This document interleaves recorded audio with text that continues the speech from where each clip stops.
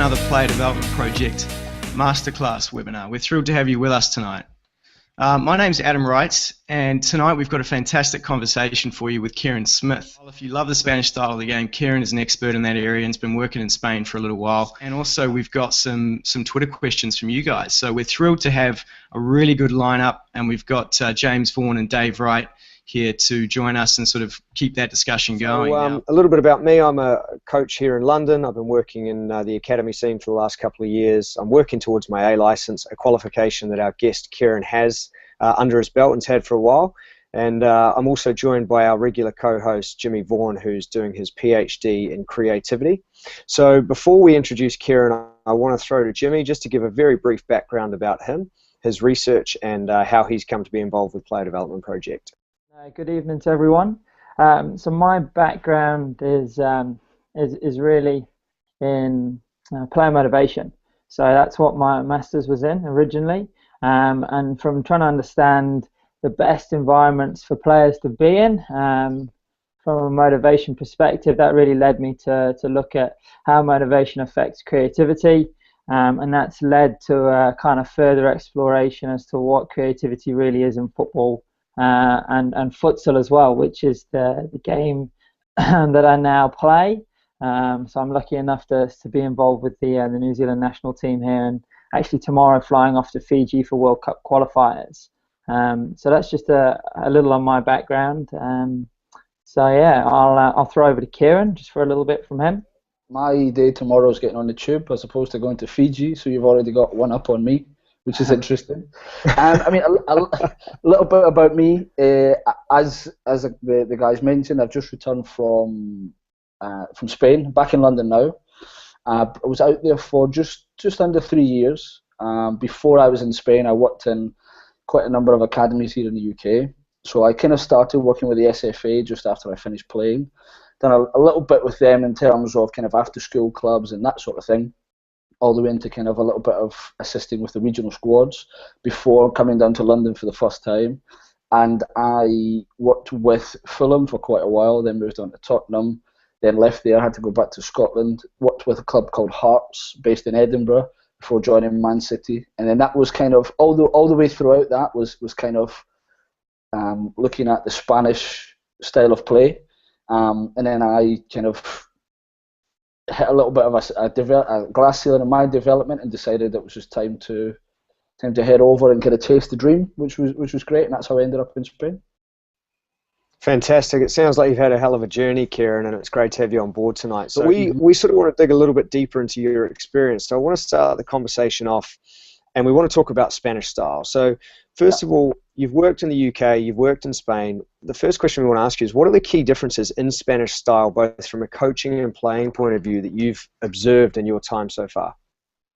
Well, this, as you can imagine, this is a question I get quite a lot, and I would say if you were to kind of bullet point them, the key differences would be repetition, first and foremost. They're not scared to do the same thing over and over again, whether that be a technical exercise, moving into a more kind of tactical exercise. They'll do the same thing over and over again. For example, when I was working at my club for a little while, every Wednesday we done the same session, literally the same session. After the physical element of the session might change, but in terms of the pattern, the way that it went from one exercise to the other would be exactly the same. Outside of that, I would say that probably the second biggest factor would probably be competition.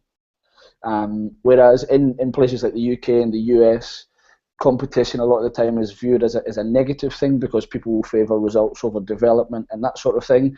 In Spain, they will have league tables, top goal scorer tables from under 6, under 7, all the way through. They've got promotion and relegation, which plays a big part, and I think that's quite a huge part. The psychological element and the competition element are the two massive differences in terms of why they produce more professional players. Outside of that, you've got kind of a few smaller things in terms of, I believe that a lot of the time now, a lot of coaches are just fishing for drills, in terms of they just want the drill to do all the work, whereas the biggest thing you'll hear anyone saying if they go to watch Barcelona, Real Madrid, whoever it may be in the academy, they'll say these drills are really simple. and the biggest difference there is they actually coach. So the actual organisation of the drill will be very, very simple, but the coach will step in and give the tactical information or the technical information a lot more than we would, I don't want to say be allowed, but would be kind of a lot more frowned upon in the UK in terms of the amount of time spent explaining things. So I would say they're probably the three main differences.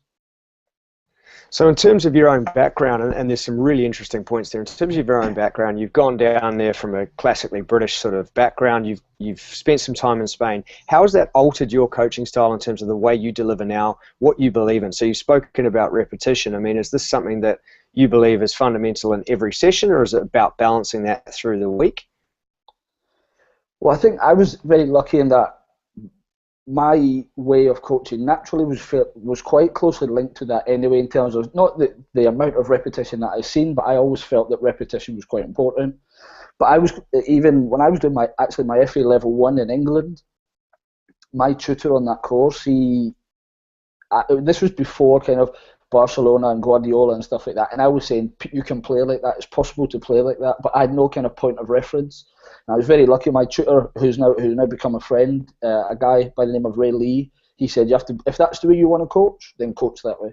If that's the way you want your team to play, then play that way. So then that's what kind of pushed me more into the Spanish, or studying the Spanish training methodologies, because it kind of fit with my worldview on how to train and how I wanted to be. But in terms of how I average out across the week, I would say I improved as a coach by at least 10 times by being in Spain. Not just because what they do is better, but just because it's different. It allows you to see two different cultures and take the best bits and kind of put it together. But in terms of the repetition, like a lot of the warm-ups that I like to do are very technically repetitive. In terms of, and that's, I think, because they do that a lot in Spain, they'll do like positional games, they'll do a lot of passing backwards and forwards. So I believe things like passing becomes a skill, or passing and receiving, they become skills a lot earlier in a Spanish player's development than it would, say, in the UK, because these are unopposed, and that's a big talking point at the moment between opposed and unopposed.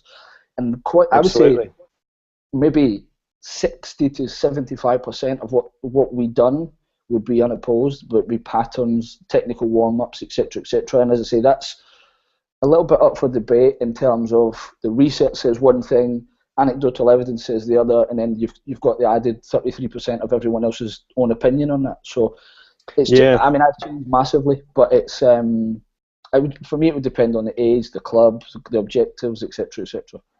Of course, and as a coach, it sounds like you've added some nice things to the package that you can bring to the table. And I think, having spoken to coaches that we've interviewed via the magazine, everybody's always said when you go and observe, when you go to different environments, you take bits. And let's be honest, coaching is a lot about plagiarizing and then adjusting and tweaking things. But on those topics that you've spoken of, I want to bring Jimmy in, because obviously the topic of play is something we addressed with Johnny Henderson last week in a webinar with him. Jim's sort of research is around a lot about who we are as how we play. And I want to bring you in, Jimmy, just in some of those ideas that Kieran's talking about, because it's important, I think, that we make it clear that when people say technical repetition, it's not something to be feared. It might just be there's different philosophies about going about it. As the same goes for play. It's not just putting on a game and going, the kids are going to go and learn. We've still got a role as coaches. So, Jimmy, can you add a few points in and around what Kieran's already discussed?